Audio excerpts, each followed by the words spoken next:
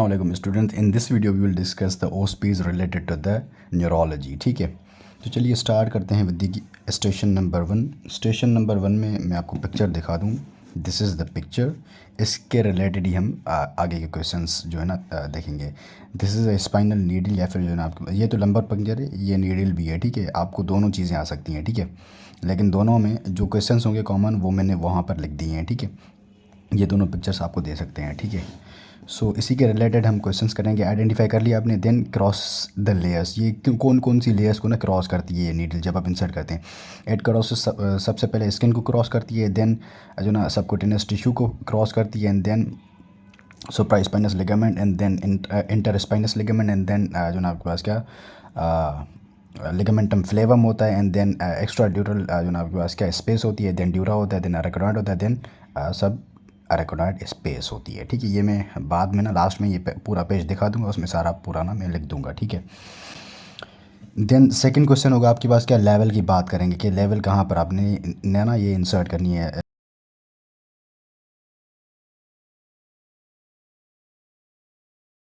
Then इसकी indication क्या होती है फॉर मनंजाइटिस को रूल आउट करने के लिए, सबअरेकनॉइड हेमरेज के लिए, जीबीएस में, और मल्टीपल स्क्लेरोसिस में, बिकॉज उन दोनों में ना प्रोटीन ज़्यादा आ जाता है इन द सीएसएफ, तो उसको देखने के लिए। देन कॉन्ट्रा इंडिकेशन जो होती है इसकी, रेज्ड इंट्राक्रैनियल प्रेशर होता है, space occupying lesion of the brain होते हैं या फिर ट्यूमर होगा। ठीक है, moving to the next station.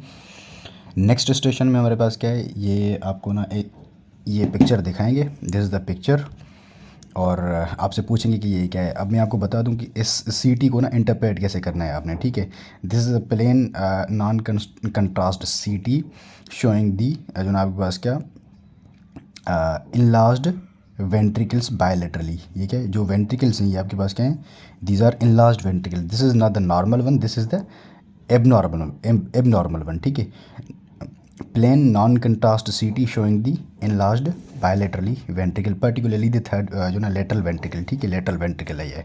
सो आपने डिस्क्राइब कर दिया पिक्चर को। ये यहाँ पर सिर्फ आपने पिक्चर को डिस्क्राइब करना है। ठीक है, ये वाइवा का मोस्ट कॉमन क्वेश्चन होता है, और ये आपसे अनऑब्जर्व में भी बहुत ज़्यादा पूछा जाता है एनीवेज। ठीक है, और इसको आपने डायग्नोस कैसे करना है। दिस इज़ आपके पास क्या वेंट्रिकुलर सिस्टम की डायलेशन को हम क्या कहते हैं, दिस इज़ हाइड्रोसेफेलस। ठीक है, डायग्नोस हमने करनी, उसके बाद आपसे टाइप पूछेंगे, इसके टाइप्स क्या होते हैं। इसके communicating and non communicating types होते हैं। तो इसको आपने ट्रीट कैसे करना है, डायूरेटिक देना है, एंड देन वीपी शंट करना है। ठीक है, VP shunt is the best option for the treatment of the hydrocephalus. Third station है हमारे पास क्या, आपको एक दिस इज़ पैथोलॉजी की जो ना ये स्टेशन है। This is the brain.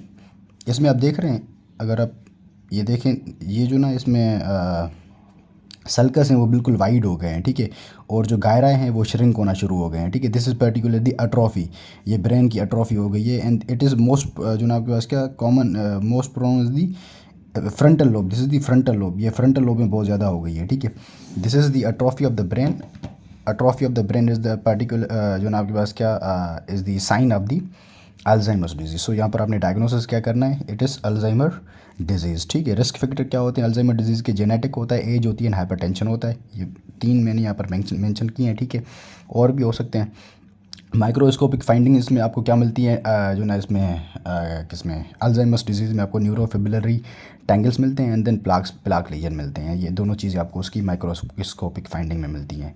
इसको आप ट्रीट कैसे करते हैं, डोनापेसिल देते हैं, रिवास्टिकमीन वगैरह देते हैं इसको ट्रीटमेंट में। ठीक है, फोर्थ स्टेशन है हमारे पास क्या, ये इसकी पिक्चर, इसको आपने क्या करना है, लीजन को नेम देना है। ठीक है, ये इसकी पिक्चर है लीजन की। This is the lesion picture. ये आपको डिस्क्राइब करना है कि ये पिक्चर क्या है। This is a patch like जो ना लीजन हुआ है हाथों में। मोस्ट जो है ना आपके पास क्या, जो इंटरफेरेंजियल जॉइंट्स हैं उसकी जो स्किन वाला एरिया है वहाँ पर है। ठीक है, इंटरफेरेंजियल जॉइंट्स एंड मेटाकार्पोफेरेंजियल जॉइंट की वहाँ पर ना ये लीजन हुआ है। ठीक है, मोस्ट कॉमन है वहाँ पर। ठीक है, this is particularly a Gottron patch है ये। ठीक है, इसकी डायग्नोसिस क्या होती है, दिस इज़ जो ना सीन इन दी डर्मेटोमायोसाइटिस। ठीक है, this is not seen in the पोलीमायोसाइटिस।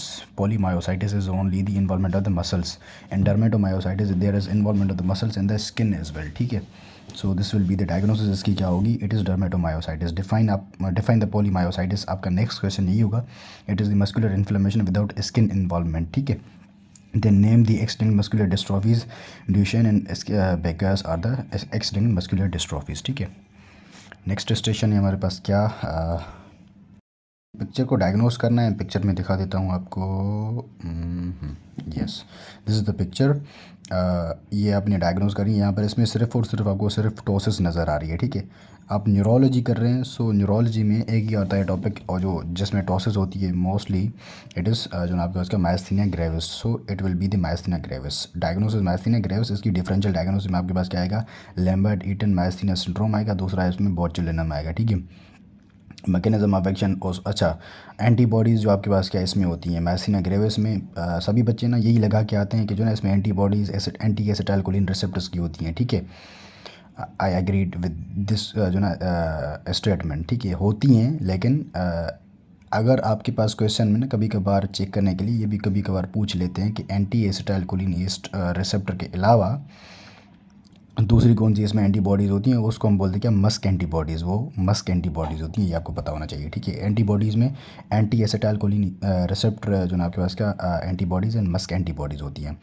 मैं आपको लैम्बर्ट ईटन मायस्थीनिया ग्रेविस का एंटीबॉडी बताता हूँ। उसमें जो कैल्शियम चैनल है ना उसके अगेंस्ट ना एंटीबॉडी बन जाती है। एंड बोचुलिनम इट इनहिबिट दी जो ना release of the acetylcholine from the vesicles. जो साइनेप्टोब्रेविन जो प्रोटीन्स होते हैं, सीनियर प्रोटीन्स होते हैं, उनको ना वो ये इनहिबिट कर रहा होता है, ठीक है। आपको वो पता नहीं हो कोई मसला नहीं है, बस आपको इतना पता हो कि जो ना रिलीज़ को इनहिबिट करता है, ठीक है। एंड देन इसको ट्रीट करते हैं विद दी पायरिडोस्टिकमीन। एक ड्रग होता है हमारे पास क्या, उससे उससे इसको ट्रीट करते हैं। जो एसिटाइलकोलिन एस्ट्रेस जो होता है उसको इनहिबिट करता है वो ड्रग, ठीक है। Then define the myasthenia crisis. Myasthenia crisis is the exacerbation of the myasthenia. And इसको आप ट्रीट कैसे करते हैं, मायस्थीनिया क्राइसिस को हम ट्रीट करते हैं with the IV immunoglobulins in plasmapheresis के साथ इसको ट्रीट करते हैं, ठीक है। This was the myasthenia gravis. Next station में आपसे ये ज़रूर पूछेंगे कि define the TIA, transient ischaemic attack, and define the stroke. Transient ischaemic attack is the neurological signs experienced by vascular mechanism जो ना आपके पास क्या विच परसिस्ट जो ना लेस देन 24 आवर्स, ठीक है। वो लेस देन 24 आवर्स तक के लिए ना परसिस्ट करें, और उसी में जो ना आपके पास क्या रिजॉल्व हो जाए, तो आपके पास क्या है, TIA है। अगर वही जो न्यूरोलॉजिकल सिम्टम्स हैं और जो या फिर आपके पास क्या जो भी साइंस है न्यूरोलॉजिकल, वो अगर परसिस्ट करती हैं ग्रेटर देन 24 आवर्स, तो आपके पास क्या आ जाएगा, वो स्ट्रोक होगा, ठीक है। न्यूरोलॉजिकल साइंस परसिस्ट करें लेस देन 24 आवर या फिर रिजॉल्व हो जाए in the 24 hour, it is TIA। अगर परसिस्ट करेंगे then greater than the 24 hour, it is stroke, ठीक है। Modifiable risk factor for the stroke क्या होते हैं। मॉडिफाइबल रिस्क फैक्टर में आप BP को मॉडिफाई कर सकते हैं, smoking and diabetes mellitus. And non modifiable factors में आपके पास क्या है, age, history of the MI, stroke, family history को आप मॉडिफाई नहीं कर सकते। These are the non modifiable factors.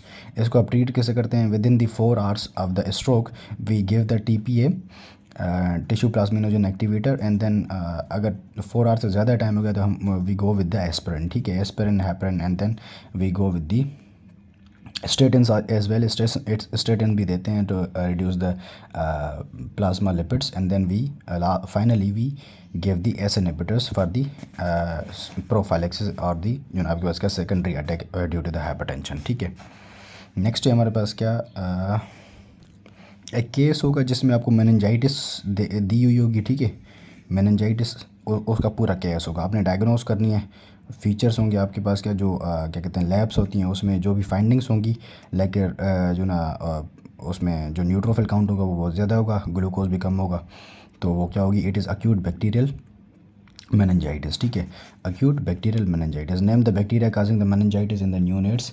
इसमें हमारे पास क्या, E. coli भी आता है, ग्रुप B स्ट्रेप्टोकोकाई भी आते हैं, एंड जो ना लिस्टीरिया भी आता है। लिस्टीरिया लेस देन 1 मंथ वाले जो होते हैं उनमें ज़्यादा करता है, ठीक है। इसमें 3 आते हैं हमारे पास, listeria and listeria monocytogenes and इसको E. coli and group B streptococci.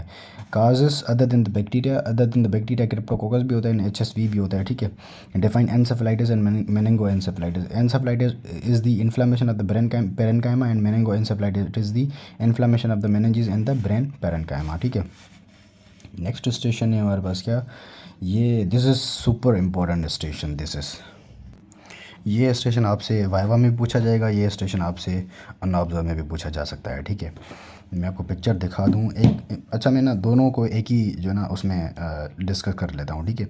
एक होती है हमारे पास क्या, एपिड्यूरल, दूसरी होती है सबड्यूरल, ठीक है। आपने CT स्कैन को इसको कैसे इंटरप्रेट करना है, ये क्या, दिस इज़ अ प्लेन जो ना आपके पास क्या एक्सियल व्यू ऑफ द सीटी है, ठीक है। सीटी क्यों है, बिकॉज इसका जो बोन है वो पूरा का पूरा वाइट है, ठीक है। सीटी में बोन वाइट होता है। एक होती है एपिड्यूरल, दूसरी होती है सबड्यूरल, ठीक है। यहाँ पर मैं थोड़ा सा टाइम लूँगा, थोड़ा सा लूँगा, ज़्यादा नहीं लूँगा, ठीक है। आपको समझा दूँ थोड़ा बहुत। इन दी एपिड्यूरल, एपिड्यूरल इस पे अगर एपिड्यूरल ब्लीड है तो उसमें जो होगा ना, this is a mid line. ये क्या है, this is a mid line. ये दोनों के बीच में ना जो हेमिस्फेयर है, दिस इज़ अ फाक्स सेरिब्री, दोनों के बीच में होती है, ठीक है।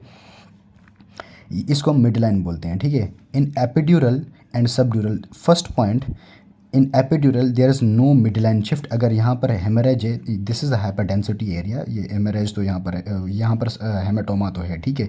लेकिन यहाँ पर ये जो मिड लाइन है ये अपनी पोजीशन में ही है, ठीक है। ये शिफ्ट नहीं हुई यहाँ पर। मैं आपको जब सबड्यूरल दिखाऊंगा ना, तो उसमें आपके पास क्या, ये इसकी जो मिड लाइन है वो शिफ्ट हो जाएगी, ठीक है। अपोजिट साइड पर शिफ्ट हो जाएगी, ठीक है।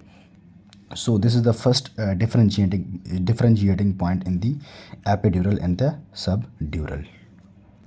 And this epidural hematoma, it is a convex shape. This is convex shape, and it extend medially. ठीक है. It is the collection between the meninges and the जो ना सॉरी ड्यूरा एंड द जो ना आपके पास क्या bone, it is collection between the dura and the bone, bone के बीच में, तभी जो ना आपके पास क्या वो मीडियली मूव करेगी। मीडियली मतलब क्या, एक्सटेंड करेगी, ठीक है। एंड यहाँ पर कोई भी जो ना मिड लाइन शिफ्ट नहीं होगा। ये इसमें कुछ पॉइंट्स हैं। This is a convex shape, hyper density, and this is दी जो ना हमारी ये क्या है, लेफ्ट साइड है, तो ये पेशेंट की क्या होगी, दिस इज़ राइट साइड, ठीक है। आपने इंटरप्रेट ऐसे करना है, CT scan axial view non contrast showing hyperdensity in the right side of the जो ना आपके उसका हेमीस्फेयर, सेरिब्रल हेमीस्फेयर, ठीक है, हाइपरडेंसिटी। ये आपने इंटरप्रेट कर दिया, ठीक है। ये आपने उसको क्या जो ना पिक्चर को डिफाइन कर दिया with no mid line shift. ये फर्स्ट क्वेश्चन आपका हो गया। सेकंड क्वेश्चन की डायग्नोसिस क्या है, this is particularly epidural haematoma because this is convex shaped and this is no mid line shift. This is जो ना आपके उसका एपिड्यूरल हेमाटोमा, ये आपने डायग्नोस कर दिया इसको, ठीक है। And it can not cross the sutures as well. यहाँ पर ये सूचर्स हैं, इसको ये क्रॉस नहीं कर पाती, ठीक है।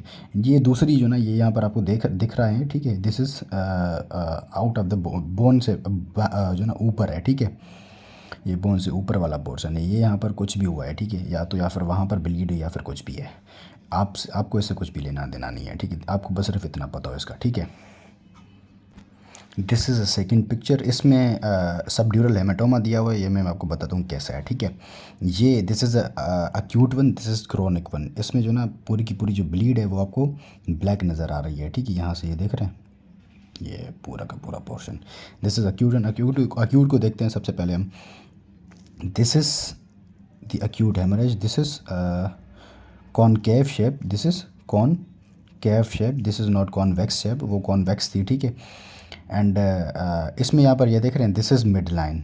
ये पूरी की पूरी यहाँ पर शिफ्ट हो गई, ये पूरा का पूरा देख रहे हैं। ये जो आपके पास क्या, ये जो क्या कहते हैं, ये जो यार वेंट्रिकुलर सिस्टम है, पूरा का पूरा वेंट्रिकुलर सिस्टम शिफ्ट हो गया है, ठीक है। ये पूरा का पूरा वेंट्रिकुलर सिस्टम यहाँ पर, वेंट्रिकुलर सिस्टम यहाँ पर शिफ्ट हो गया है। This is mid line shift, आप इसमें देख रहे हैं ये, ठीक है। एंड इन क्रोनिक वन आपको कोई भी मिड लाइन शिफ्ट नज़र नहीं आ रहा। क्रोनिक में आपके पास क्या मिड लाइन शिफ्ट आपको कम ही नज़र आता है, ठीक है। So this is a concave. इसको आपने इंटरप्रेट कैसे करना है, this is plain CT scan non contrast showing the जो ना hyper density in the left cerebral hemisphere with the mid line shift, ठीक है। This is the interpretation of the subdural haematoma, and आपने इसको diagnose कर दिया, this is subdural haematoma, ठीक है। सो ये दोनों आपने इंटरप्रेट कर दिया, ठीक है। नेक्स्ट क्वेश्चन आपसे यही होगा कि जो ना bleeding in epidural is from the middle meningeal artery, and in subdural hematoma it bleed from the bridging cerebral veins, ठीक है। and it is more common in the fall peoples, and it is more common upper one is the most common in the जो ना आपके पास क्या trauma वाले patients होते हैं, ठीक है। देन सब अरेकोनॉइड हेमरेजेस के कॉजेज़ आपसे ज़रूर पूछते हैं। हाइपरटेंशन होता है and the rupture of the berry aneurysms, ठीक है।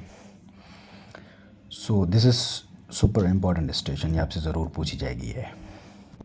And then we have the final station, this is also in super important station regarding your OSPs।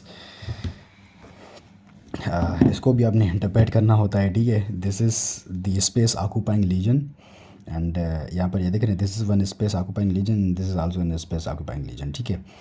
ये यहाँ पर इसमें मिड लाइन शिफ्ट होता तो नहीं है, ये देख रहे हैं, ये इस पर प्रेशर डाल रहा है, ठीक है। प्रेशर की वजह से मिड लाइन ना थोड़ी बहुत शिफ्ट हो गई, लेकिन यहाँ पर ये देख रहे हैं पूरी की पूरी आ गई है, सेम ही है, ठीक है।